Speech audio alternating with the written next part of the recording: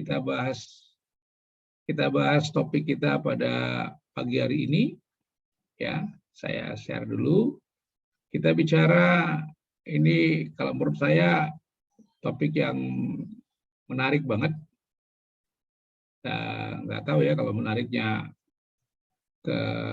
menurut saya teman-teman merasa menarik apa enggak ini teorinya ke Blanchard asli. Ya, kenapa menarik? Ya karena disertasi saya bahas ini. Jadi saya betul-betul menikmati untuk materi ini. Ya, kenapa saya katakan menarik? Di samping karena mungkin saya bahas ini di disertasi saya, ada sesuatu yang karena saya orang praktisi, yang menurut saya aplikatif banget gitu, aplikatif banget karena ini menjawab apa yang kita bicarakan di dalam interaksional. Siapa yang masih ingat dengan interaksional itu? Ada yang bisa menjelaskan interaksional di dalam kepemimpinan? Jangan cepat melupakan dong. Kalau kamu disakitin orang, cepat melupakan, benar. Itu saya sarankan. Tapi kalau mata kuliah jangan cepat dilupakan. Ayo, interaksional. Siapa yang masih ingat? Izin berpendapat, Pak. Oke, silakan. Interaksional itu adalah leader tidak hanya berinteraksi dengan follower, namun juga berinteraksi dengan situasi. Oke, terima kasih Sevia ya. Iya, Pak. Oke, jadi kalau kita bicara ke interaksional, kita sudah bicara 3 kurung, toh? Benar ya? Gini kan? Jadi kita bicara leader, kita bicara apa? Follower, kita bicara situasi. Nah, inilah sebetulnya yang diterjemahkan oleh pendekatan situasional. Ini yang diterjemahkan. Jadi pendekatan kepemimpinan, ya, pendekatan kepemimpinan yang dikenal luas dengan pendekatan situasional yang dikembangkan oleh Hasley dan Blanchard tahun 69, ada lama ya.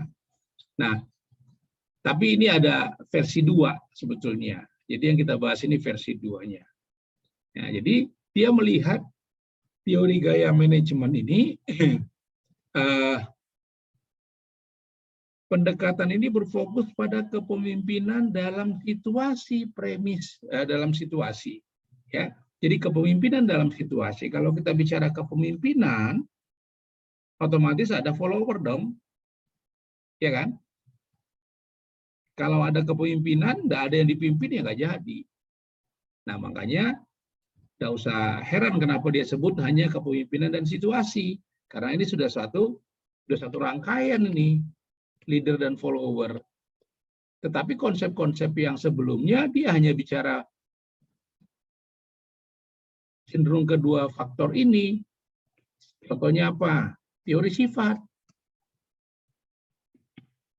Ya, dia cenderung ke leadernya saja malah fokus. Ya, kenapa leader itu bisa sukses mempengaruhi followernya? Ya karena dia memiliki sifat-sifat tertentu. Nah, itu dia bicara seperti itu. Ya, dia tidak bicara satu faktor ini. Nah, sekarang konsep situasional yang dikembangkan oleh yang kita akan bahas ini adalah Harley dan Blanchard, Ashley dan Blanchard ini, mereka bicara 3 faktor ini. Jadi bagaimana pendekatan situasional berfokus kepada kepemimpinan dalam situasi tertentu. Jadi premis teori ini mengatakan apa? Ya. Saya mau meyakini. Tadi saya sudah record belum ya? Sudah, Pak. Oh, Sudah, Pak. Ya, Pak. Oke. Ya namanya senior suka ada yang kelewat. Kalau ngomongnya tua kan nggak enak, jadi senior gitu, nggak ini. Kalau kalian dibilang muda nggak masalah, kalian senang diomongin muda kan. Diomongin junior kalian nggak suka. Masa saya junior, seolah-olah kalian di posisi itu kan, posisi lemah. Kalau muda, oh iya dong gitu kan. Tapi kalau orang tua kebalikan, diomongin tua dia agak gimana gitu ya. Tapi kalau diomongin senior, wah agak gimana. Oke, saya lanjutkan. Kalau ada yang nanti nggak mudeng, nggak jelas, boleh langsung hanya aja ngangkat, tidak masalah.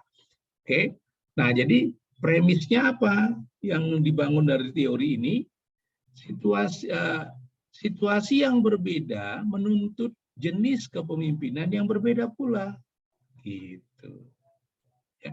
Jadi kalau situasinya berbeda, kepemimpinannya juga harus berbeda untuk menghadapi follower ini dalam situasi yang berbeda itu, gitu. Ya, jadi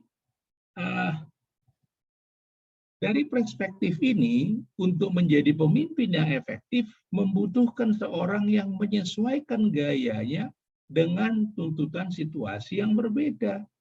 Makanya saya sering sekali menyampaikan ke teman-teman, tidak ada gaya kepemimpinan yang one fit for all. Satu gaya untuk semua, nggak ada. Gitu. Ya, kalau itu artinya dia masih menganut teori-teori lama. Ya, bukan berarti teori sifat kita tinggalkan, tidak. Kita juga meyakini bahwa karakter-karakter kepemimpinan itu ada karakter-karakter tertentu. Misalnya, orang yang ekstrovert itu memiliki kecenderungan jadi pemimpin lebih sukses dibandingkan dengan introvert. Nah, seperti itu kita adopt, gitu ya, kita adopt. Bukan berarti itu tidak kita adopt. Oke, sampai sini bisa dipahami teman-teman? Bisa, Pak. Bisa, Pak. Oke, Bisa, ya. Pak. Jadi konsep dasarnya di situ ya. Nah, ini kalau teman-teman pahami dengan baik, itu nanti kalau sudah terjun bekerja atau punya usaha, nah ini dibolak-balik lagi lah. Oh iya, bagaimana sih bawahan saya? Bagaimana sih situasinya? Nah, kita bisa menyesuaikan. Jadi kita itu sebetulnya kayak pemain bintang film, kayak pemain drama juga. Kita harus bisa berdrama gitu. Ada yang mendengar backsound-nya? Ada, Pak. Apa itu, Pikas? Hari roti, Pak. Hari roti, Pak. Kalau di Bekasi nggak bakal dengar apa-apa kalian, karena jauh ini dengar semua ini. Bagi yang belum sarapan terasa itu, termasuk saya. Oke, kita lanjut ya. Nah, jadi bagaimana pendekatan situasional atau situational approach ini? Nah, ini yang versi 2 ya. Versi satunya ada, kita nggak pakai lah, kita pakai yang versi 2. Nah, jadi kalau teman-teman mau penelitian di bidang ini, ya pakai yang versi 2 ini. Nah, di sini ada ke model Huxley Blanchard itu, atau Blanchard dan rekan-rekannya ini, disebut dengan model situational leadership. Ya, model ini merupakan perpanjangan dan penyempurnaan dari model asli yang dikembangkan Huxley Blanchard tahun 69. Nah, kita lihat dulu tabel ini. Di atas ini sama dengan kepemimpinan kontingensi yang sudah kita bahas. Kalau kita bahas kemarin itu kan ada sumbunya ada 2 juga. Ada 2 sumbunya. Sumbunya ada hubungan, ada apa? Tugas toh? Kan gitu. Nah, kalau tugas ini bisa juga disebut dengan initial structure. Ya. Nah, kemudian ini dikenal juga dengan consideration. Nah, seperti itu. Mirip sebetulnya. Ya. Yang tidak ada di kontingensi itu di sini, yang tidak ada adalah kesiapan dari bawahan. Ini membedakan dengan teori-teori yang lain, itu membedakannya itu. Ya, di bawah ini tidak ada dia. Bagaimana kesiapan bawahan itu nggak ada. Ya, tidak ada di teori-teori kontingensi. Nah, kalau situasional, dia melihat bagaimana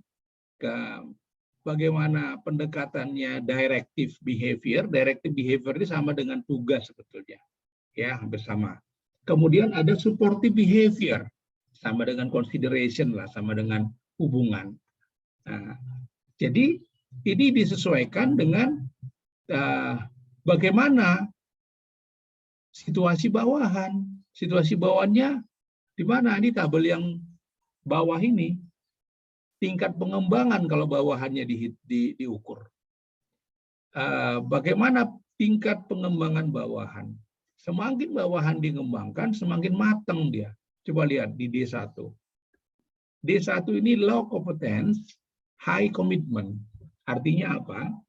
Seorang bawahan ini biasanya bawahan-bawahan yang baru masuk kerja. Baru masuk kerja itu dia nggak ngerti apa yang mau dikerjakan, low competence. Tapi namanya orang baru kerja itu semangat. Semangat 45 katanya. Apapun dia mau kerjain, komitmennya tinggi, disuruh lembur. Kalau disuruh 24 jam di kantor juga yang penting diangkat pegawai mau dia. Nah, itu gampangannya. Ya kan? Komitmennya tinggi, tapi keterampilannya masih rendah.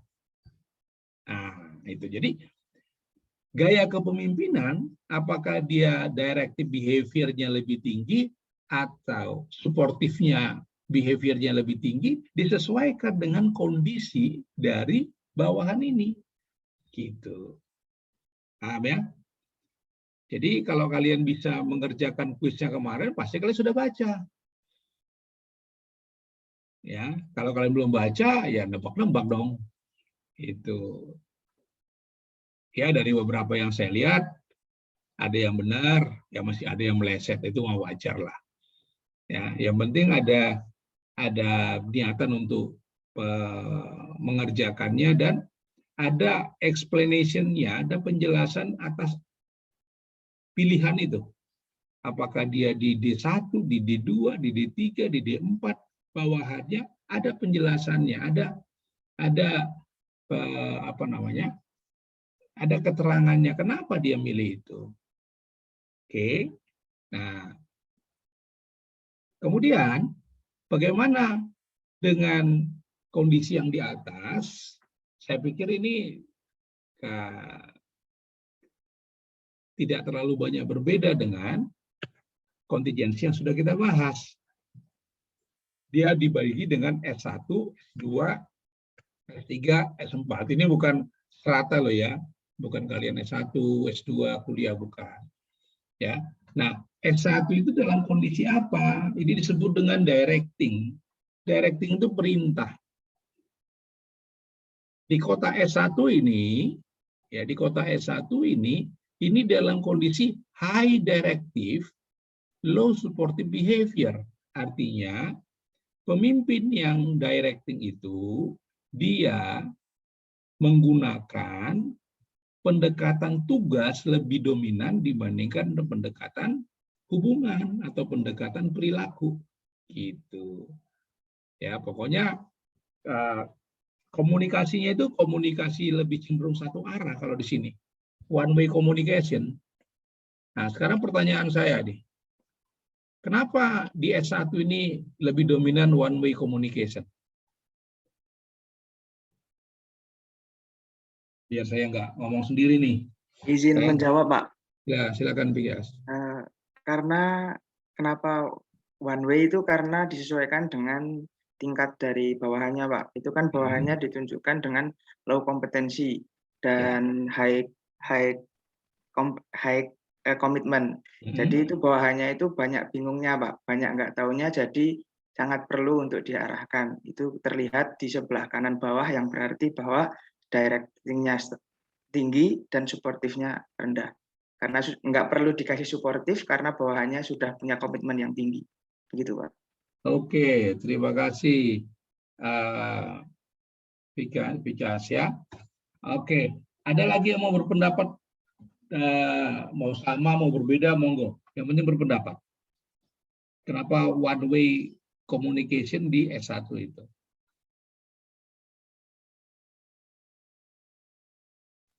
Izin menambahkan, Pak. Oke, Vina. Jadi untuk S1 ini seorang pemimpin itu akan lebih banyak untuk memberikan instruksi kepada bawahan mereka tentang untuk mencapai bagaimana tujuan yang yang ditetapkan begitu, Pak. Kemudian pemimpin ini nanti juga akan memberikan pengawasan yang lebih cermat seperti itu, Pak. Oke. Baik, jadi dua pendapat sama benernya ya. Jadi kenapa dia satu arah? Karena yang dibicarakan apa? Nah, yang dibicarakan apa di situ? Tugas. Ya, yang dibicarakan tugas. Di mute dulu, Vina. Nah, ya. Jadi yang dibicarakan tugas. Namanya anak baru, bisa baru rekrut, bisa baru di pekerjaan itu, dia sudah lama di kantor itu, bisa ya, tapi karena dia baru dipindahkan ke tempat lain, dia masih belum ngeh banget nih pekerjaan ini. Nah, itu bisa juga diterapkan. Jadi, namanya dia belum ngerti pekerjaannya, gimana mau komunikasi dua arah. Jadi, instruksi saja untuk menjelaskan pekerjaan itu. Ya. Jadi seperti itu di sini digunakannya saat komunikasi satu arah. Nah, kemudian kita pindah ke S2 coaching, high directive and high supportive. Nah, sekarang pertanyaannya saya balik. Kira-kira dalam kondisi apa sih kita menggunakan high directive dan high supportive? Pendekatan tugasnya tinggi, pendekatan perilakunya pun tinggi. Nah, dalam situasi apa kira-kira menurut kalian? Izin menjawab lagi, Pak. Ya, silakan. Yang cocok untuk S2 itu karena tinggi perintah dan juga tinggi suportif, maka cocok digunakan dalam kondisi pada saat bawahannya itu memiliki kompetensi yang rendah dan juga komitmen yang rendah pula, Pak. Jadi itu saling menutupi gitu, Pak. Oke, terima kasih Picas. Jadi Picas melihat dari unsur bawahannya komitmennya masih rendah, jadi rendah, dari tinggi malah jadi rendah ya, jadi rendah, dan kompetensinya rendah. Oke, ada yang berpendapat lain? Ya. Dalam situasi seperti apa diterapkan itu? Tadi Pica sudah bicara masalah kesiapan bawahannya. Nah, coba kita lihat dari sisi situasinya. Situasi gimana kira-kira yang kita terapkan model coaching ini?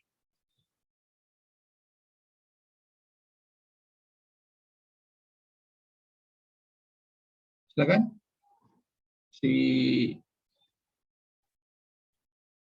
Tadi saya lihat Sevia cuman gambar adiknya nih. Adiknya apa adik orang lain nih? Sevia masih dengan kita? Masih, Pak. Oh, masih. Kamu mau berpendapat? Belum, Pak. Belum. Siapa lagi nih yang Salma yang foto-foto dulu deh disebutin. Nah.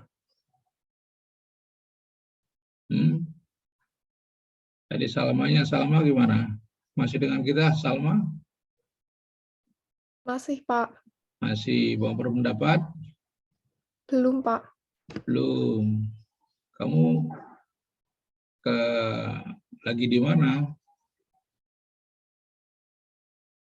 Nah, itu ada wujudnya itu. Itu kan saya nggak merasa kesepian.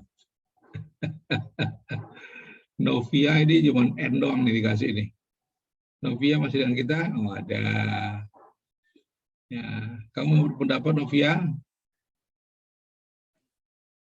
Izin berpendapat, Pak. Nah, silakan. Maaf, Pak. Misal mau ganti slide itu kameranya ketutup. Gimana maksudnya? Ini kan saya buka tab baru, jadi kameranya ketutup. Silakan.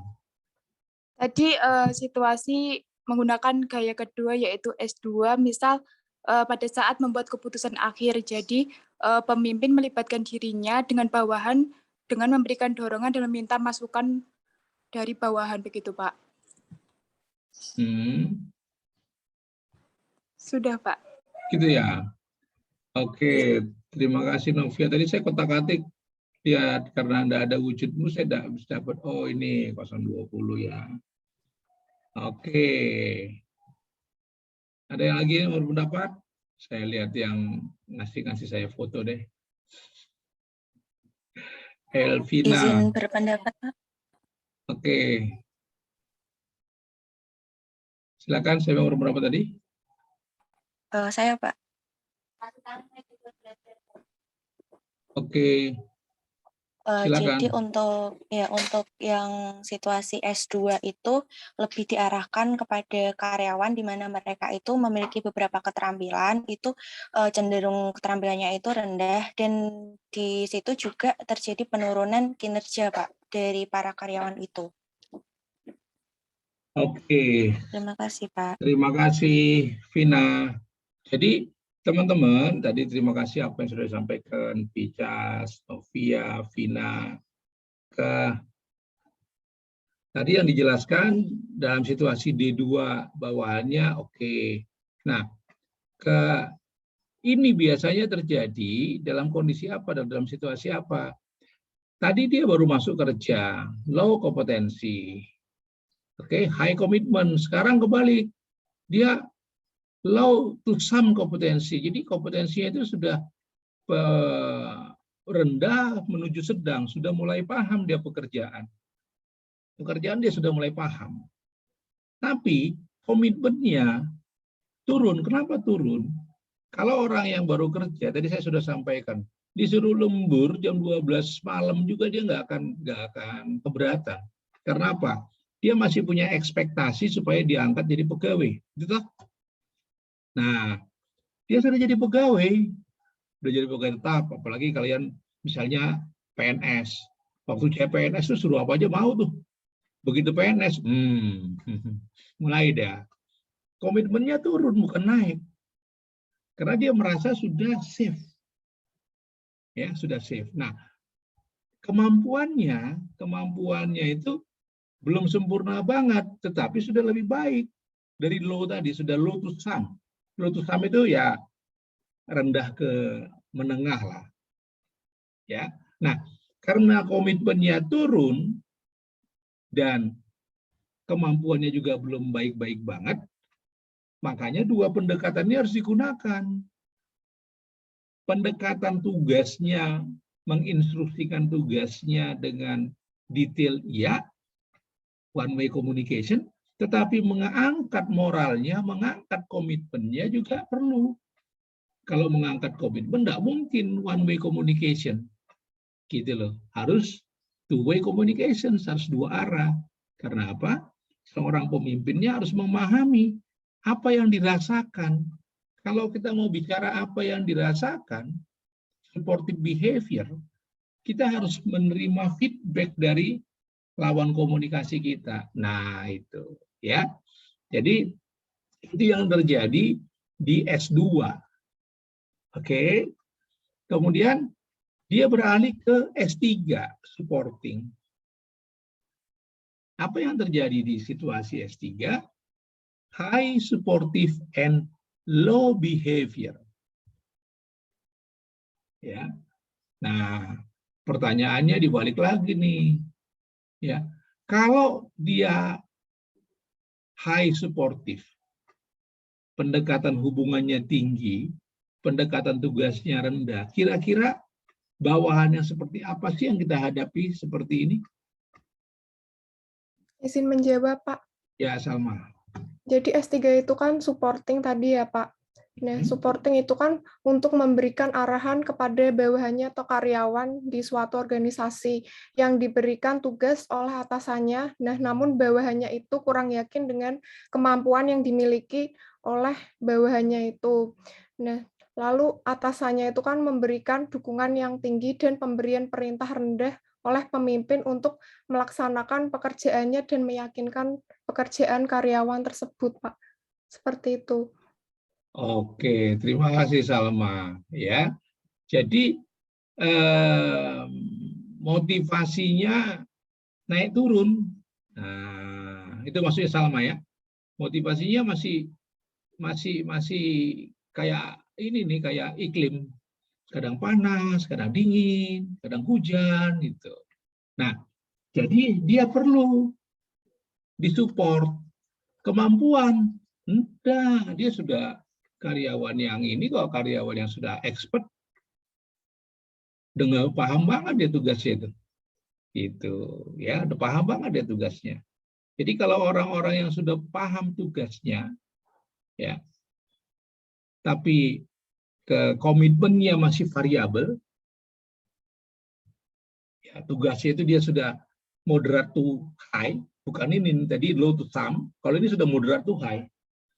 Moderate to high itu dia sudah paham, ke expert lah pekerjaan itu. Jadi nggak usah lagi recokin dia dengan pekerjaan gitu loh.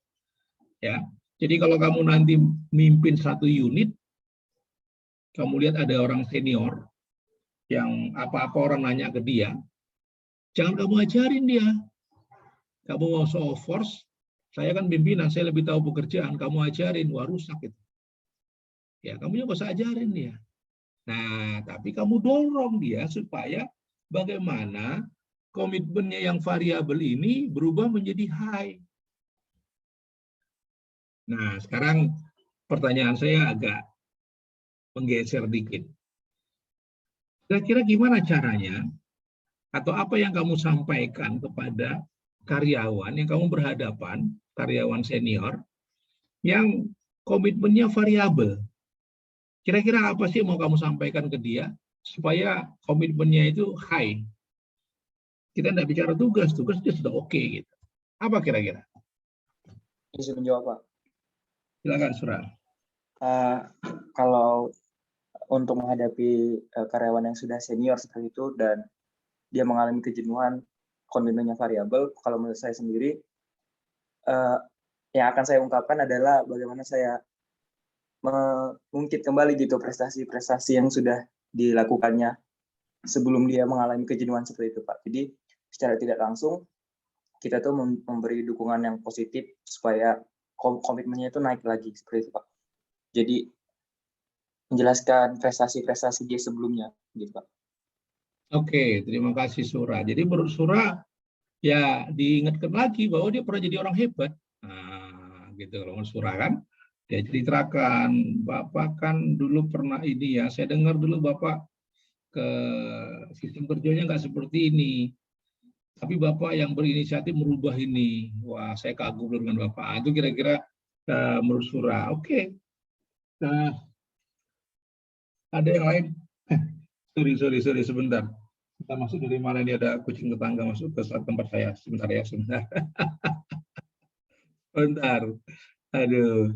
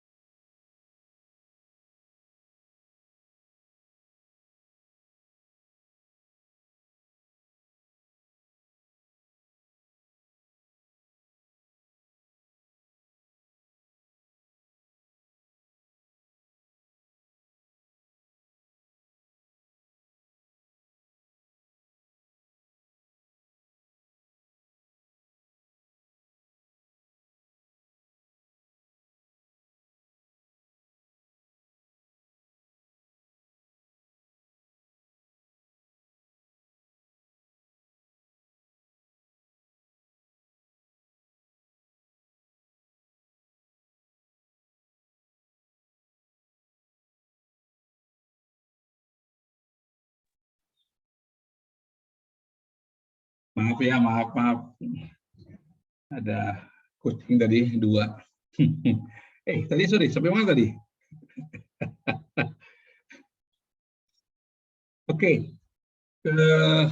Tadi pertanyaan saya, Surah sudah jawab, ceritakan masa lalu. Ada yang lain mau berpendapat? Silakan. Saya, Pak. Siapa nih? Siapa yang berpendapat nih? Coba. Saya, Pak. Nah, tadi yang jelas suara cewek tadi duluan, cuma saya nggak lihat yang kuningnya di mana, jadi saya nggak bisa tentukan. 2 orang tadi, Pak. Nah, iya Izin. 2 orang. Nah, siapa yang duluan lah, nggak apa-apa. Kalau saya lihat kuningnya dulu, langsung saya sebutkan. Silakan. Ya Pak, saya izin menjawab bagaimana cara memberikan motivasi kembali kepada karyawan yang karyawan tersebut senior. Menurut saya kita sebagai pemimpin harus memberikan kepercayaan yang besar kepada mereka bahwa mereka itu mampu melaksanakan atau menyelesaikan pekerjaan pekerjaannya yang telah kita berikan kepada mereka seperti itu. Dan kita menjelaskan bahwa pemimpin itu masih membutuhkan karyawan yang membutuhkan dia sebagai karyawan untuk membantu meningkatkan keuntungan perusahaan seperti itu. Oke, terima kasih Dwi. Jadi intinya Dwi menyampaikan kamu itu penting loh bagi perusahaan ini. Nah, gitu. Itu caranya Dwi menyampaikan, memberikan kepercayaan ke nanti kita bahas. Untuk poin itu saya kasih code in code dulu.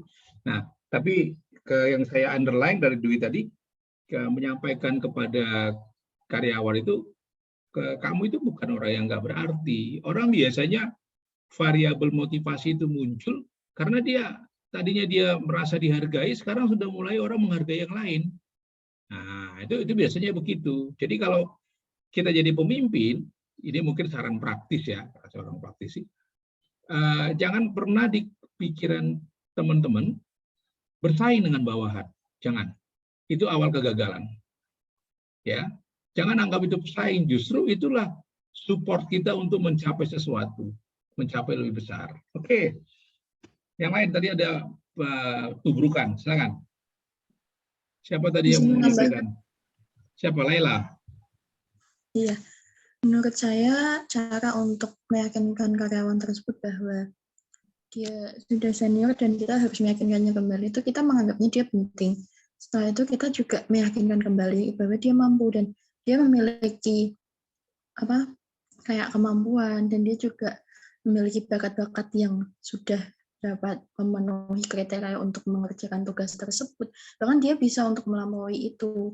Kita harus mengutamakan dulu kepercayaan dirinya. Kita membangun kembali kepercayaan diri dia bahwa dia mampu dan dia bisa melakukan tersebut. Setelah itu kita menganggap dia penting dalam perusahaan karena cenderung banyak karyawan yang merasa dia tidak dibutuhkan dalam perusahaan. Saya di sini hanya untuk bekerja, melaksanakan tugas sesuai dengan perintah tanpa ada posisi yang penting atau saya dibutuhkan, saya di sini dibutuhkan, bukan karena diinginkan. Banyak karyawan yang merasa seperti itu, Pak. Jadi kita harus membangun kepercayaan diri dan menganggap karyawan tersebut penting. Setelah itu kita menyadarkan karyawan tersebut bahwa dia mampu dan dia memiliki kemampuan yang kompeten untuk melaksanakan tugas tersebut. Seperti itu, Pak. Oke, Laila. Terima kasih. Ya. Jadi esensinya itu dari Laila, ya bangun kepercayaannya dan kamu tuh punya bakat, kamu punya potensi. Nah, itu kira-kira ya. Nah, sekarang saya mau pertajam lagi pertanyaannya. Kita masih di S3. Saya mau pertajam lagi pertanyaannya dari tadi. Kira-kira bawa ke diri kalian sendiri, ini ada kaitannya juga untuk mempertajam membuat kuesioner. Kalau buat kuesioner itu biasanya paling enak itu bawa ke diri sendiri. Jangan bicara global, tapi bicara saya. Andaikan Anda jadi karyawan itu, responden itu, atau Anda jadi pemimpin itu saya. Kalau pertanyaannya begini, apa sih yang membuat saya termotivasi? Nah, kalau saya lagi galau, apa sih yang membuat saya termotivasi? Gitu. faktor apa yang paling besar membuat saya termotivasi? Kalau saya di kampus, misalnya saya sebagai mahasiswa, apa yang paling memotivasi saya? Kalau saya jadi karyawan, apa yang paling memotivasi saya? Nah, itu pertanyaannya, coba. Izin menjawab, Pak. Ya, Rosid. Kalau menurut saya sendiri itu adalah teman, Pak. Karena saya juga pernah bekerja ikut orang. Jadi pas waktu itu teman-teman itu sering memberikan arahan, masukan. Jadi misalkan ada problem, mereka itu mencari problem solvingnya juga, juga menemukan problem solvingnya juga, Pak. Jadi meskipun kita memiliki masalah internal dan eksternal dalam pekerjaan itu sendiri, teman-teman itu selalu memberikan dukungan serta motivasi supaya kita lebih giat untuk bekerja lagi, Pak. Itu menurut saya, Pak. Terima kasih. Oke, terima kasih Rosid. Jadi teman bagi Rosid itu memotivasi, paling memotivasi, ya. Oke, yang lain coba silakan. Izin menjawab, Pak. Oh, ini pakai raise hand ya biar kebagian. Pinter Sally ya Sally. Banyak cara untuk make attention. You can make any way to get your attention. Okay, you get it Sally. Iya, terima kasih Pak Eri. Ya. Iya, kalau dari saya, kalau Pak Eri tadi tanya sebagai mahasiswa itu apa yang memotivasi atau mungkin saya nggak bilang ini paling memotivasi, tapi salah satu halnya adalah nilai gitu. Nah, terus juga karyawan gitu. Karyawan sebenarnya apa yang memotivasi karyawan untuk lebih giat bekerja misalkan, atau dalam kasusnya tadi seperti halnya dia itu low commitment dan juga high directive behavior gitu kan Pak. Nah, jadi menurut saya salah satu halnya adalah ini ya Pak, insentif mungkin atau gaji gitu. Dan kalau misalkan teman-teman tadi mungkin kan menjelaskannya secara kita harus memotivasi dia secara verbal, baik itu dukungan seperti halnya kamu itu hebat, kamu itu bla bla bla dan lain sebagainya. Dan kalau saya mungkin salah satu halnya adalah reward berbentuk insentif ataupun gaji ataupun bonus seperti itu Pak. Jadi kalau misalkan ada karyawan yang senior tadi ya Pak, jadi kan di situ memiliki satu kompetensi sedang menuju tinggi seperti itu. Dan kalau misalkan kasusnya adalah dia diberikan tugas untuk satu hal yang baru, nah salah satu halnya untuk membangkitkan motivasinya yang mungkin sebelumnya sudah loyo seperti itu Pak, adalah dengan cara memberikan satu bentuk insentif gitu. Ya mungkin kita nggak bisa memungkiri ya teman-teman pun juga seperti itu mungkin. Sebagai karyawan pun juga pengen ada satu hal yang membangkitkan semangat kembali ya. Salah satunya adalah bonus atau insentif lainnya. Seperti itu Pak. Terima kasih. Oke, terima kasih Shelly. Begitu pertanyaannya digeser, jawabannya sudah down to earth.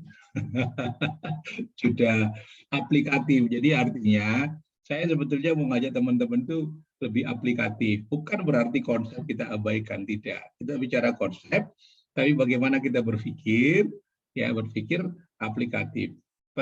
Insentif bonus itu salah satu yang aplikatif. Oke, nah ada yang lain. Jadi coba kita lihat dari berbagai sudut pandang. Karena di dunia nyata memang seperti itu kondisinya. Nanti kalau saya bilang tadi dari awal saya bilang kalau kata-kata motivasi dia bilang ini ada 30 pimpinan yang ngomong saya seperti ini, kan enggak enak kan gitu. Tapi nah itulah sebetulnya kondisinya ya, kondisi di lapangan. Ya, pimpinan yang dulu juga ngomong begitu, ini ngomong begitu gitu. Ya. Oke. Silakan. Silakan. Yang mau berpendapat lagi? Iya. Ya, silakan siapa? Kristi, oke, Kristi. Oh, Desti ya? Bukan.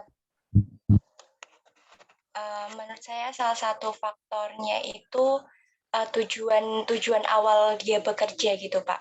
Okay. Dia bekerja itu ingin berfokus pada finansialnya atau materialnya begitu Pak.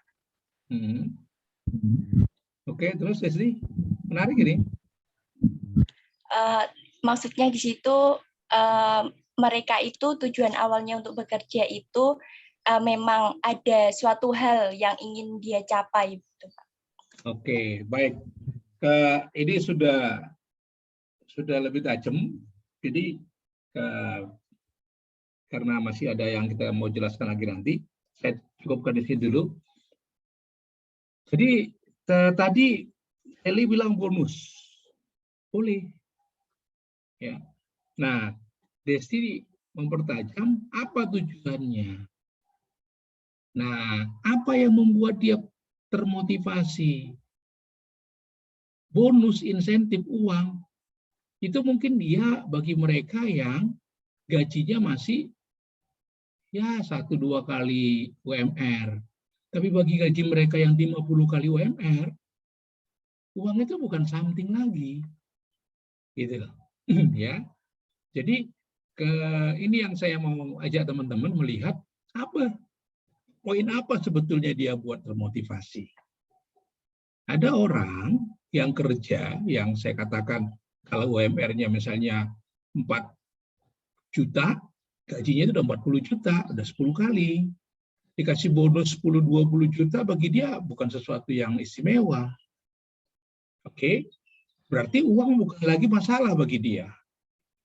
Nah, tapi apa yang bisa membuat dia motivasi? Nah, bisakah kita membuat penilaian yang berbeda? Bisakah kita memberikan dia promosi? Bisakah kita memberikan dia sesuatu yang dia impikan, misalnya dia kok jadi pelaksana mulu, saya mau jadi pimpinan nih. Bisakah kita menjadikan dia jadi ketua tim? Nah, kalau jadi pemimpin, jadi pimpinan, teman-teman harus lihat dulu kewenangan kita ada di situ enggak. Jangan coba-coba memberikan janji yang di luar kewenanganmu. Karena itu akan jadi bumerang. Itu yang namanya pemimpin angin surga. Bisa ngasih janji, nggak bisa mewujudkan. Ya. Nah, saya cerita pengalaman saja ya. Saya pernah mengalami yang karyawan seperti ini beberapa kali. Ya. Nah, caranya yang saya lakukan, saya ngubungin dulu bagian XR yang punya kewenangan untuk mempromosikan orang. Saya diskusi, saya bilang, ini sudah mungkin nggak dipromo? Oh belum Pak, ini karena hambatannya bla bla bla bla bla. Oke, apa yang bisa dia perbuat supaya hambatan ini bisa diatasi? Nah, kalau di kami itu kan untuk menjadi pejabat, untuk menjadi masuk struktural itu kan ada ujiannya, ada tesnya. Nah, karena pusat pun tidak bisa menembus itu, saya pun tidak punya kewenangan itu, apa yang saya tawarkan ke dia? Yang saya tawarkan ke dia, saya katakan begini, kalau kamu bisa menghasilkan ini, nanti kamu orang pertama yang saya rekomendasikan untuk bisa mengikuti seleksi tadi mau jadi masuk struktural. Karena merekomendasikan itu kewenangan saya penuh. Itu. Dan dia oke. Nah, saya kasih dia jadi caretaker untuk pimpin satu unit. Yang unitnya itu minus-minus mulu. Nggak lama, cuma 3 bulan, dia balikin di situasi. Dia balikin. Itu. Karena apa? Dia punya skill. Tapi ini naik turun. Itu. Ya. Jadi itu yang dia butuhkan. Dia nggak lagi disuruh-suruh orang, tapi dia bisa nyuruh orang. Even itu hanya masih caretaker. Karena kita nggak bisa membuat dia permanen.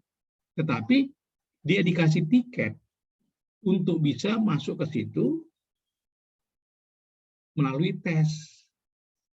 Nah, walaupun pada akhirnya setelah dia ikut tes, dia gagal. Nah, dia tidak jadi dipermanenkan di situ karena dia gagal tes. Tetapi saya sebagai pimpinannya, sudah melaksanakan janji saya, dan dia tidak mempersalahkan saya mestinya. Kenapa? Karena yang buat dia tidak jadi itu bukan karena saya tidak merekomendasikan, tetapi karena dia tidak lulus tes. Nah, seperti itu teman-teman. Ya, jadi kita harus menjanjikan sesuatu yang real dan itu under control kita. Kalau out of control, jangan dijanjikan. Nanti kamu akan digelari itu pemimpin angin surga. Sukanya ngasih angin surga, tapi angin doang. Nggak bisa terwujud. Nah, itu tidak enak banget. Nanti kamu pindah kemana, orang udah bilang, oh itu Pak, itu Ibu angin surga, itu Bapak angin surga. Ntar lu dijanjiin deh. Tapi janji doang. Kayak tukang obat, janjinya banyak. Realisasinya kagak ada, katanya. Yang gitu. Ya. Jadi, ini yang apa? Yang kita lakukan. Nah, kalau kita turun sampai yang ke S4, nah tadi yang saya katakan, yang saya sampaikan tadi contoh itu sebetulnya mengarah ke S4, tapi di S3 sudah bisa disampaikan. Kalau orang-orang S4 ini memang harus diberikan apa namanya? Diberikan ekspektasi karena dia sudah high competence, high commitment. Makanya low supportive and low directive behavior. Nggak usah lagi jelaskan pekerjaan, dia udah paham. Nggak usah lagi motivasi karena dia sudah termotivasi. Apa yang perlu kita lakukan? Hanya dukungan saja. Di sana itu ada posisi bagus loh. Kamu itu cocok di situ. Itu. Ya, syaratnya itu kan 2 tahun terakhir nilai A. Bukan syarat lah. Kalau kamu mau unggul 2 tahun terakhir nilai A. Kalau begitu susah orang yang ingin kamu. Tapi kalau kamu cuma 1 tahun, dalam 3 tahun kamu 1 kali dengan nilai A, banyak yang sama. Nah, begitu aja obrolan di situ. Gitu. Obrolannya sudah obrolan bagaimana dia promosi. Ya, bagaimana dia promosi karena dia sudah juga tahu apa syarat-syaratnya. Gitu. Oke? Sampai sini clear? Sebetulnya dari apa yang saya jelaskan ini, ya itulah teorinya ke Hartley-Blanchard, ya. Nah, itulah teorinya Hartley-Blanchard. Tapi tidak apa-apa, kita balikin slide demi slide untuk melihat. Nah, siapa tahu saya ada yang kelewat. Nah, jadi ini yang tadi ya, saya jelaskan sebetulnya bagaimana pendekatan situasional. Ya, ada pendekatan perintah direktif tadi saya sudah jelaskan. Ya, direktif itu yang di bawah, yang horizontal. Kemudian pemberian dukungan atau suportif itu yang vertikal tadi. Ya, masing-masing harus diterapkan secara tepat dalam situasi tertentu. Kita sudah diskusi panjang tadi dalam situasi tertentu. Baik dari sisi kesiapan follower maupun situasi yang dihadapi, kita sudah bahas ya. Untuk menentukan apakah dibutuhkan dalam situasi tertentu, seorang pemimpin harus mengevaluasi dirinya, ya, anggotanya. Yang dimaksud dengan mengevaluasi dirinya, diri pemimpin itu adalah di tabel atas. Mengevaluasi dirinya, bagaimana dia pendekatan terhadap bawahannya itu, dengan situasi tertentu tadi. Atau anggotanya, ya, tabel bawah. Oke, dan menilai seberapa kompeten dan berkomitmen mereka untuk melakukan tujuan tertentu. Nah, ini tadi low competence, high competence. Nah, semakin dia ke kiri dari sisi development level, tingkat pengembangan, semakin dia well developed. Well developed artinya semakin dia berkembang. Ya, semakin tinggi kompetensinya, semakin tinggi komitmennya. Kemudian berdasarkan asumsi bahwa keterampilan dan motivasi pengikut bervariasi dari waktu ke waktu, kepemimpinan situasional menyarankan bahwa para pemimpin harus mengubah sejauh mana mereka mengarahkan atau mendukung untuk memenuhi kebutuhan yang terus berubah. Nah, ini maksudnya kapan kita gunakan S1, kapan kita gunakan S2, kapan kita gunakan S3 dan S4 yang kita sudah bahas tadi. Itu maksudnya. Oke? Nah, kemudian kita lihat singkatnya, esensi pendekatan situasional menuntut agar pemimpin menyesuaikan gaya mereka dengan kompetensi dan komitmen para anggota. Kita sudah bahas tadi, pemimpin yang efektif adalah mereka yang dapat mengenali, nah ini ya, apa yang dibutuhkan. Nah ya, tadi pendapat Desti, apa tujuannya? Ya, tujuan itu adalah dasar dari kebutuhan. Kalau kita tahu tujuan orang, itulah kebutuhannya dia, gitu ya. Kemudian menyesuaikan gaya mereka sendiri memenuhi kebutuhan tersebut. Itu. Ya, jadi kalau kita bicara kebutuhan, ini ada lagi sebenarnya teorinya David McClelland. Kalau kalian mau mempelajari teorinya David McClelland, ya, daripada capek-capek kalian cari literatur, kalian coba search, saya punya blog. Cuma saya lupa nama blog, lama banget. Ya, saya ada bahas mengenai David McClelland.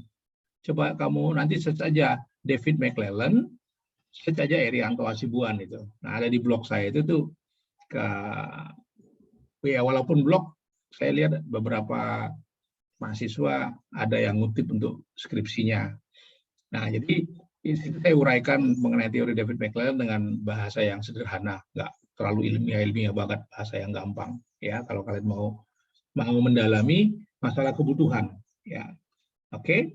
Kemudian dinamika pendekatan diilustrasikan dengan jelas dalam model, nah ini, situation leadership seri 2, yang terdiri dari 2 dimensi gaya. Jadi dimensi utama, gaya kepemimpinan, tingkat perkembangan anggota. Ya, yang tadi ini gaya kepemimpinannya di atas, tingkat perkembangan anggotanya di bawah, gitu. Itu dimensi 2 dimensinya. Oke. Nah,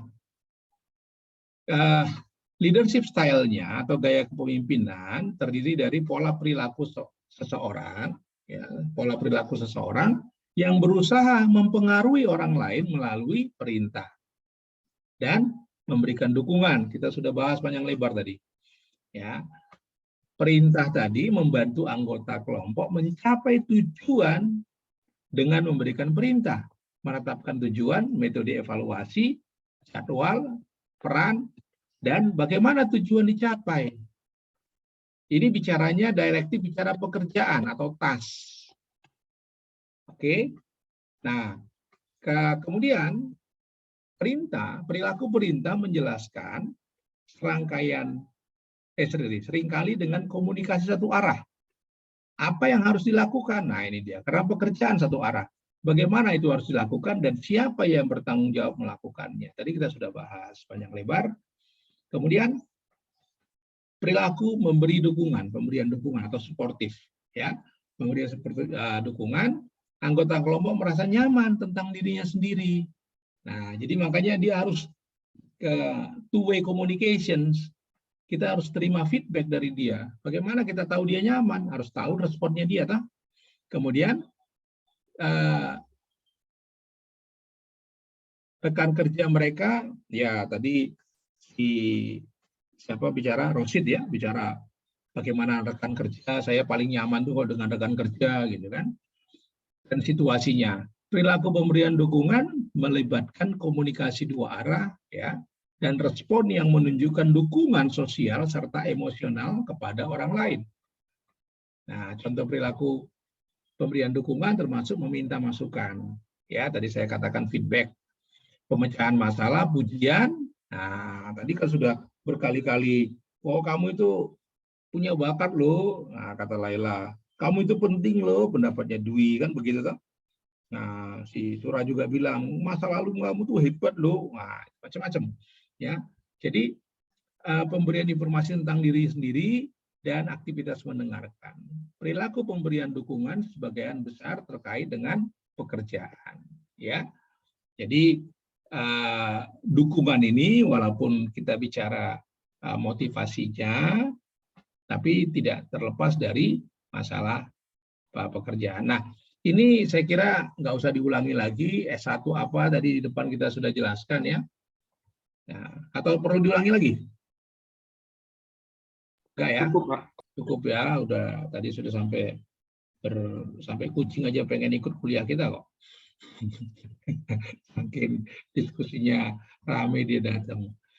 Oke, S3, S4 sudah, tadi sudah. Nah, ini apa nih, pengembangan anggota. Oke.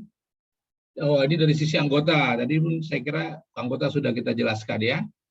Nah, mereka tertarik, percaya diri pada tingkat perkembangan tinggi, mereka tertarik dan percaya diri dalam pekerjaan mereka dan tahu bagaimana mencapai tujuan ya.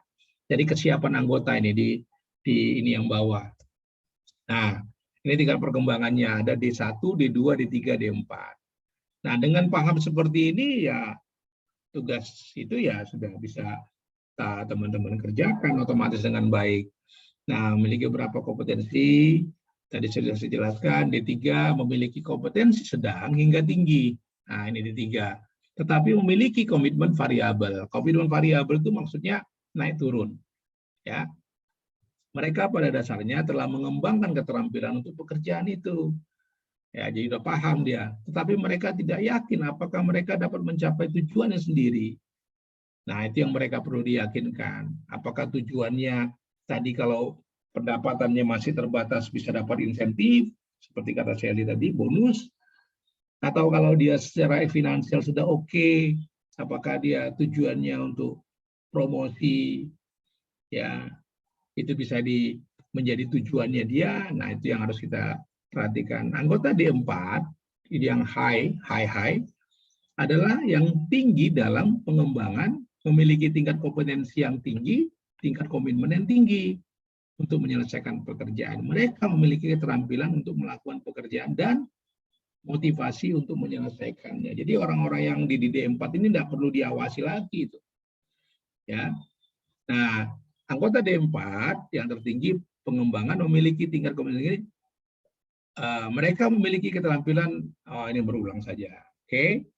Nah, bagaimana pendekatan situasional berfungsi? Nah, pendekatan situasional dibangun di sekitar gagasan bahwa pengikut bergerak maju dan mundur sepanjang perkembangan kontinum. Jadi maksudnya ini, teman-teman, ini tidak berarti kalau dia sudah di sini, dia akan terus di sini. Tidak seperti itu. Kenapa? Kira-kira. Kalau dia sudah di D4, bisa nggak pindah ke D1 atau ke D2? Bisa, Pak. Kenapa, Surah? Apa, Picas? Karena kan situasinya selalu berubah-ubah, Pak. Bisa ada pindah pekerjaan, terus diberikan pekerjaan baru. Jadi ada banyak variabel yang bisa membuat pengembangan karyawan itu bergeser, Pak. Oke, terima kasih Picas. Ya, clear ya? Tidak usah kita perlebar lagi. Nah, seperti itu. Jadi bisa dia high di dalam posisi sesuatu, dia dipromosikan, ya seperti anak baru dia. Itu. Atau dipindahkan bisa dia seperti anak baru. Atau mungkin karena ada dalam satu job family, ya istilahnya job family, jadi pekerjaannya nggak terlalu berbeda, ya dia bukan di sini, tapi dia mungkin pindah kemari. Bisa saja. Misalnya saya dipindah waktu itu dari Batam, dipindah ke Jakarta. Sama-sama pimpinan cabang, tapi dengan skala yang berbeda. Skalanya jauh banget. Berapa kali lipat tuh? 40 kali. Yang dari asetnya 3T ke 28T apa ya? Berapa kali tuh? Nah, jadi beda banget. Nah, akhirnya apa? Di situ ya otomatis bergeser. Mungkin lari ke D2 kali saya. Kenapa? Ini kan mainannya kucing tiba-tiba pindah ke singa, gitu kan? Kan pasti mikir juga saya mampu nggak ngadepi singa ini? Manusiawi. Ya, makanya saya lupa, saya di kelas ini apa di kelas mana yang nanya ke saya, Pak, Bapak waktu kerja itu kuliah itu memang tujuannya cuman supaya bisa jadi dosen atau ada yang lain? Saya lupa di kelas ini apa di mana, ada pertanyaannya menarik itu. Ya, jawaban saya ya memang karena tadi saya dari kucing ke singa, saya harus butuh kemampuan lebih untuk bisa bergeser dari yang 3 ke 28 ini. Itu dari yang di sini sekitar 100-an orang karyawan, di sini langsung 400-an orang. Kan beda handlingnya. Gitu. Jadi ya saya sekolah supaya ya saya skill saya supaya meningkat. Nah, seperti itu ya. Jadi itu yang dimaksud dengan pernyataan tadi bahwa dia akan bergerak ya sepanjang perkembangan kontinum tadi ya, yang mewakili kompetensi relatif dan komitmen anggota. Ya, agar para pemimpin menjadi efektif, penting bagi mereka untuk menentukan di mana pengikut berada dalam kontinum perkembangan dan menyesuaikan gaya kepemimpinan mereka untuk secara langsung menyesuaikan dengan tingkat perkembangan anggota. Ini sebenarnya gampang banget ceritanya, ya, penyesuaian ini. Kita ambil contoh gampang lah, kita saja. Saya dengan kelas kalian sudah ketemu bukan hanya mata kuliah ini, sudah berapa mata kuliah. Nah, akan lebih enteng saya buat ledekan-ledekan mungkin agak orang yang nggak pernah dengar mungkin dianggapnya wah kok kasar banget gitu. Karena saya sudah lebih kenal kalian dibandingkan dengan saya masuk waktu baru pertama ketemu. Ya saya harus hati-hati dulu gimana gitu kan. Nah, kalau saya baru ketemu sama Picas, masa saya mau ngerjain dia. Ya. Wahyu di kelas ini ya? Iya, Pak. Ada dia enggak. Nah, kalau saya baru pertama ketemu, nggak mungkin saya kerjain Wahyu seperti itu. Nah, karena sudah berapa kali, saya sudah bisa meyakinkan diri saya, oh, Wahyu itu orangnya bukan tersinggungan, gitu kan, bukan baperan. Nah, baru gitu, sama seperti itu. Berarti Wahyu nggak ada dong, dia nggak bersuara dari tadi kan? Oh, Wahyu absen nih hari ini. Coba saya cek, ada nggak dia? Oh, benar-benar nggak ada dia. Ya, berarti Wahyu absen dia. Kurang sehat deh kali. Enggak, Pak. Enggak, Pak. Ada, Pak. Halo. Udah lebih 3 kali dianggap absen loh Wahyu. Jangan gitu, Pak. Kamu nggak bersuara dari tadi pagi, dianggap nggak ada. Udah berapa orang yang berpendapat nih? Bung Picas saja sudah berpendapat 3 kali. Kamu sekali aja belum, juga bayangin. Ya, ini sesinya Picas, Pak, ini. Itu namanya baper, yuk. Kalau kamu begitu baper namanya, berarti saya salah menilai kamu kalau gitu. Oke. Kita tinggalkan Wahyu yang lagi bersemedi. Jadi dalam situasi tertentu, tugas pertama seseorang pemimpin adalah menentukan sifat situasi ya. Jadi jangan main hantem kromo ya teman-teman. Saya selalu ulang itu. Ya, no one style fit for all. Ya, no one leadership style fit for all. Ya, jadi tidak ada gaya kepemimpinan yang satu untuk semua, itu tidak ada. Ya, jadi kita tentukan dulu sifat situasinya seperti apa. Pertanyaan berikut ini harus dijawab. Apa tugas yang diminta untuk dilakukan anggota? Berapa rumitkah tugas itu? Ya, kalau kalian lihat nanti di buku ajar, ada itu si field major. Nah, ini dia bicara bagaimana struktur tugas. Pendekatan kepemimpinan tergantung struktur tugas. Semakin tinggi struktur tugasnya, semakin rendah pendekatannya. Karena sudah jelas, sudah rigid. Semakin lemah struktur tugasnya, semakin intens pendekatannya. Gitu ya. Jadi seberapa rumitkah tugas itu? Apakah para anggota cukup terampil untuk menyelesaikan tugas itu? Apakah mereka memiliki keinginan untuk menyelesaikan tugas tersebut ketika mereka memulainya? Jadi kita harus selesaikan apa yang sudah kita mulai. Itu prinsipnya. Sorry.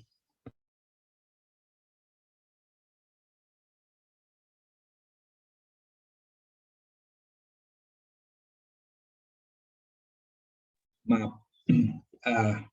Oke, kita lanjut. Jadi tadi sudah kita bicara. Ini lanjutannya bagaimana situasional itu berfungsi. Nah, jawaban atas pertanyaan-pertanyaan tadi akan membantu para pemimpin untuk mengidentifikasi dengan benar tingkat perkembangan yang tepat, di mana anggota mereka dapat bekerja secara efektif. Ya, karena tujuan kita sebagai pemimpin adalah bagaimana anggota itu dapat bekerja dengan efektif. Karena ketika dia bekerja dengan efektif, berarti unit yang kita pimpin, organisasi yang kita pimpin akan menghasilkan hasil yang efektif juga. Anggota baru, nah tadi kita sudah singgung itu yang di 1 ya, yang sangat bersemangat tetapi kurang memahami persyaratan pekerjaan, akan diidentifikasi sebagai anggota tingkat D1.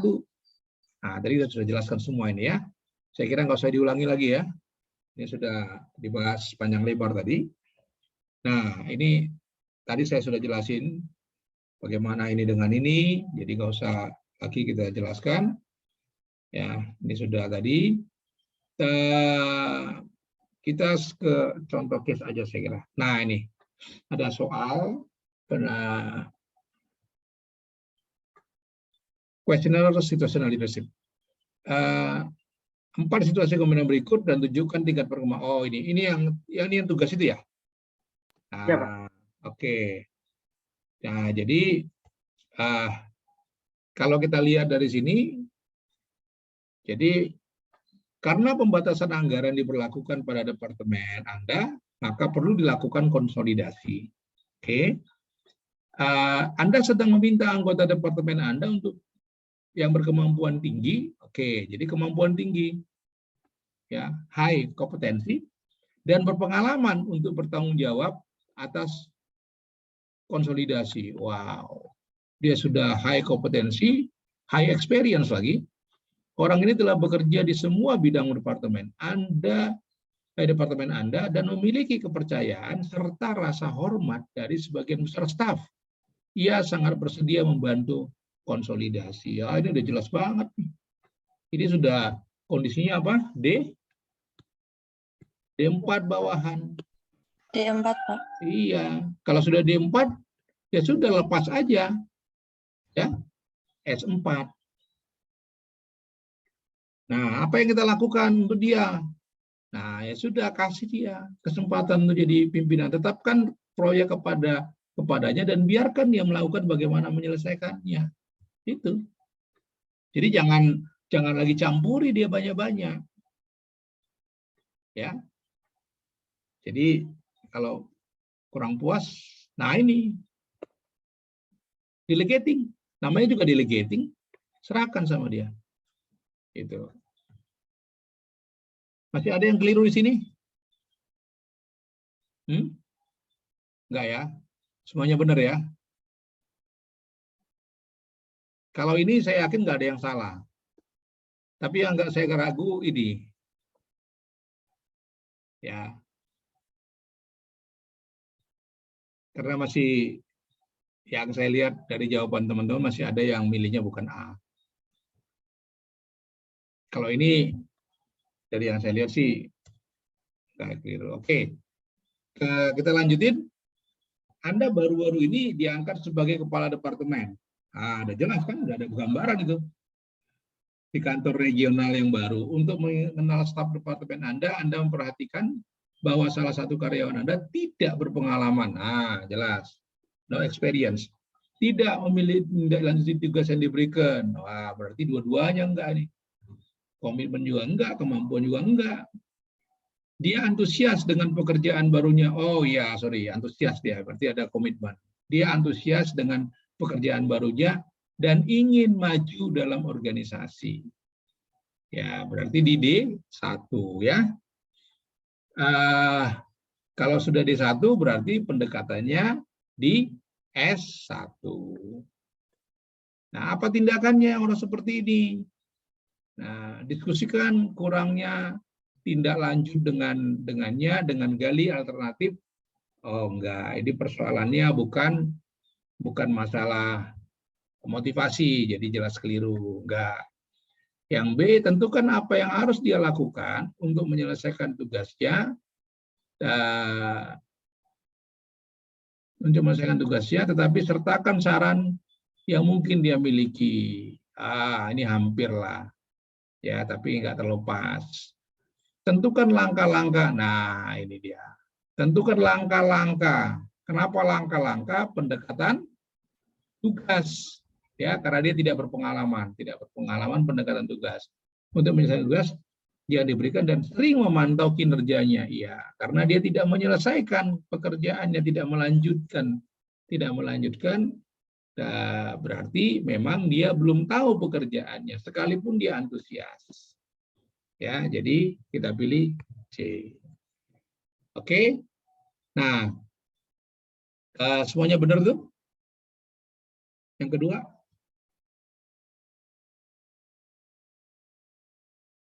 karena proyek unit baru dan sangat penting selama 3 bulan terakhir, Anda telah memastikan bahwa anggota staf Anda memahami tanggung jawab mereka dan tingkat kinerja yang diharapkan. Dan Anda telah mengawasi mereka dengan cermat. Wah.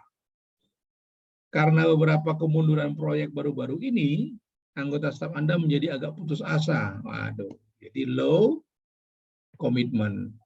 Semangat menurun, begitu pula kinerja mereka. Jadi low commitment, low task. Jadi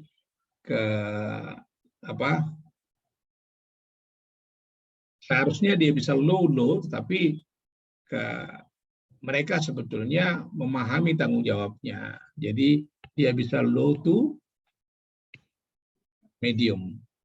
Makanya kita ambil dia di S2, D2 dan S2. Nah, kemudian kita lihat tindakan yang kita lakukan, terus mengarahkan dan mengawasi kinerja mereka. Ya, beri anggota kelompok lebih banyak waktu untuk mengatasi kemunduran, tetapi sesekali periksa kemajuan mereka. Ini nggak bisa sekali. Teruskan mendefinisikan kegiatan kelompok, tetapi lebih melibatkan anggota kelompok dalam pengambilan keputusan, menggabungkan ide-ide mereka. Oke, kenapa ada seperti itu? Karena mereka sebetulnya memahami tanggung jawab mereka. Jadi ada low to moderat ya, low to moderat yang ini. Oke, yang keempat, sebagai Direktur Departemen Penjualan, Anda telah meminta seorang anggota staf Anda untuk bertanggung jawab atas kampanye penjualan baru. Ya, penjualan baru. Anda telah bekerja dengan orang ini di kampanye penjualan lain. Oke, berarti berpengalaman. Dan Anda tahu dia memiliki pengetahuan. Pengetahuannya ada, pengalamannya baik, oke, berarti high ya, untuk berhasil dalam penguasaan baru. Namun dia tampaknya sedikit tidak yakin dengan kemampuannya melakukan pekerjaan ini. Oke, berarti komitmennya yang agak variabel ya. Kalau komitmennya variabel, itunya high, skillnya high, ya berarti dia di D3 S3. Nah, bagaimana pendekatannya D3 dan S3? Ya, D3 dan S3 itu dia ada di atas, berarti high behavior, low task. Ya, nah high behavior, low task berarti kita mendengarkan kekhawatirannya, tetapi meyakinkan dia bahwa dia dapat melakukan pekerjaan itu dan mendukung usahanya. Jadi jawabannya C. Oke, teman-teman, saya kira itu yang bisa kita bahas pada kesempatan kali ini. Ya, mudah-mudahan semuanya semakin jelas. Tapi saya tetap kasih kesempatan kalau ada yang mau mendiskusikan sesuatu, silakan, waktu saya berikan.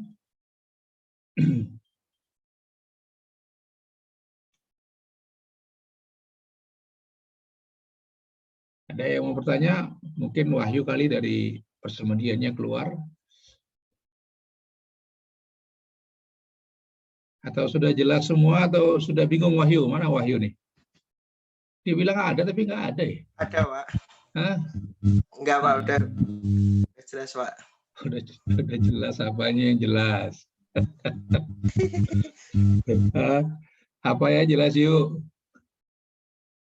Ya, ngikutin yang Bapak bilang tadi, Pak.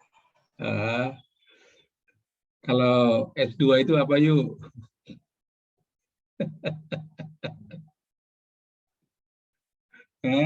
Kalau jelas S2 apa yuk? Nanti tanya Picas, Pak, saya, Pak. Loh, gimana tuh kamu? Tanya S2 apa kok? Yo, S2 itu directing, coaching, supporting, atau delegating?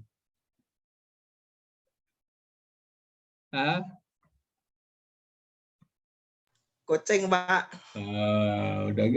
Kamu udah nanya Picas apa kamu ngintip? Makasih, Picas. Kamu ngintip catatan ngomong makasih Picas. Oke, ada yang mau bertanya? Karena Wahyu sudah jelas, nggak apa-apa yang lain kali.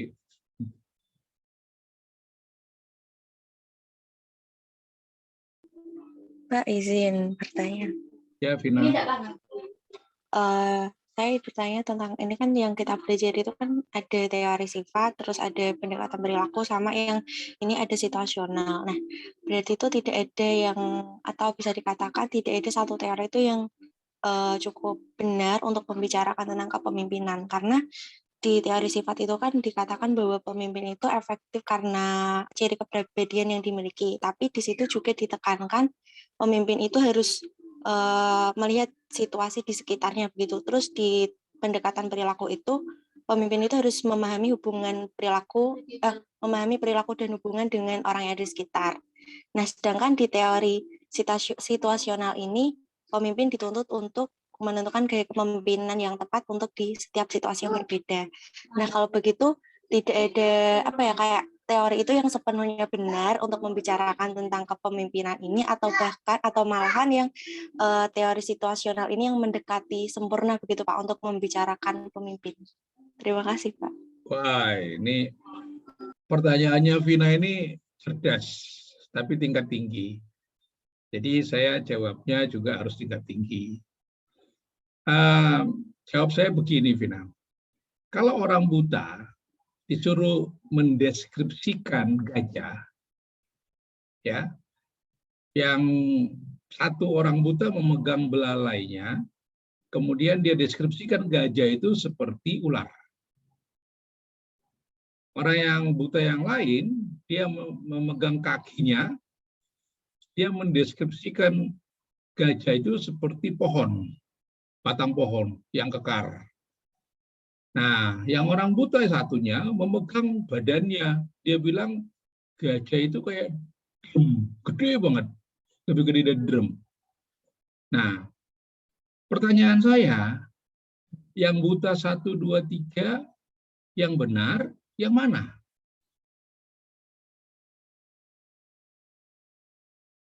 Yang mana yang benar untuk mendeskripsikan gajah? Semua benar perbagiannya, Pak. Ya, menurut Vina gimana?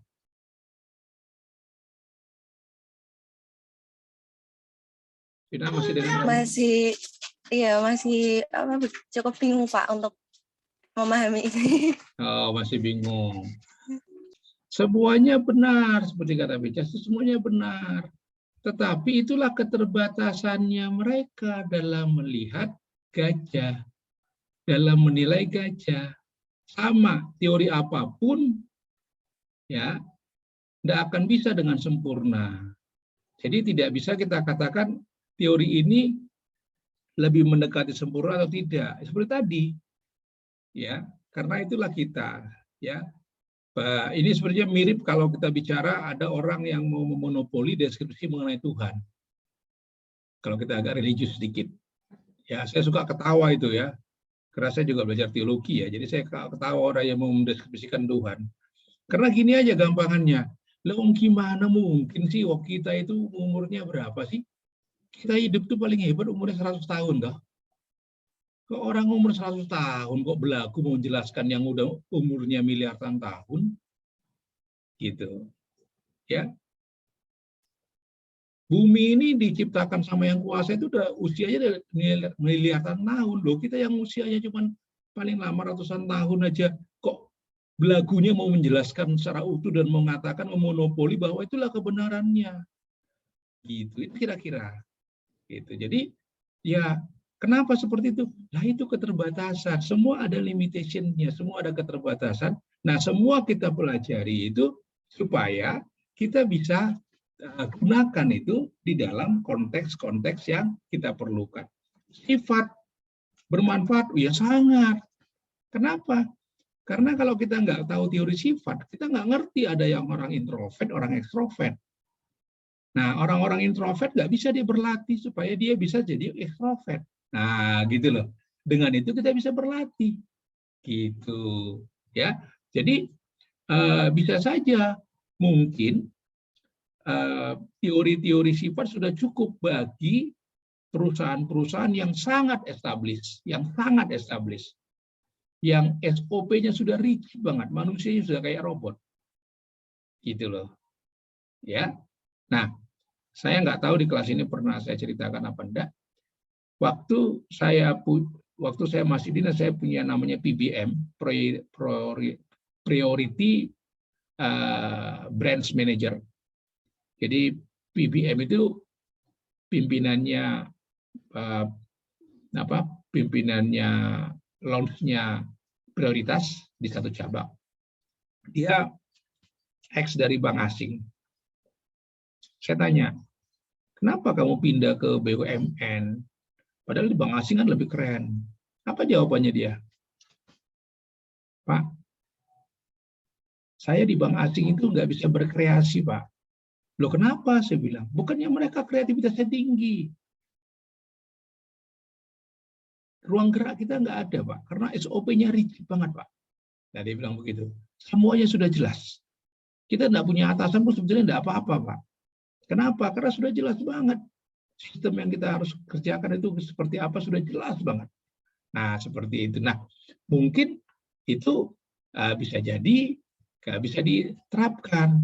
Tetapi di perusahaan-perusahaan yang apalagi misalnya perusahaan yang belum established, yang belum go public, yang SOP-nya masih amburadul. Nah, pendekatan-pendekatan emosional itu mungkin lebih banyak yang digunakan. Artinya bicara situasional lagi gitu ya. Itu kira-kira Vina yang bisa saya jawab. Baik, Pak. Terima kasih atas penjelasannya. Jadi ingat gajah ya Vina ya. Siapa? Gajah dan orang buta atau umurnya bumi inilah gitu kan. Oke, jadi orang intelektual itu sebetulnya semakin tinggi ilmunya, semakin tidak berani dia memonopoli kebenaran. Ya. Kalau orang-orang yang cepat memonopoli kebenaran itu percayalah itu ilmunya itu masih ya kalau buku halaman 100 itu dia baru baca pendahuluan, dia teriak-teriak itu. Saya nggak tahu di tengah itu ada cerita apa. Dia teriak-teriak itu di pendahuluan gitu. Ya. Oke, ada yang lain? Ya, oke, kalau tidak ada itu tanda-tandanya kita akan istirahat.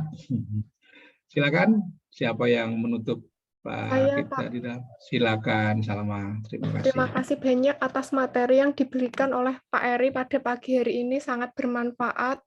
Sebelum kita mengakhiri perkuliahan pada pagi hari ini, sebaiknya kita memulai berdoa terlebih dahulu. Berdoa mulai. Berdoa selesai. Terima kasih Salma. Terima kasih semuanya. Jangan sembunyi dan tersinggung ya Wahyu ya. Wahyu lagi. Oke, bye-bye. Sampai ketemu. Terima kasih, Pak. Terima kasih, Pak. Terima kasih, Pak. Yang gagal presensi jangan lama-lama ngasih informasi, nanti udah saya submit baru beritahu kan. Susah itu, nanti jadi bubur dah ya. Oke.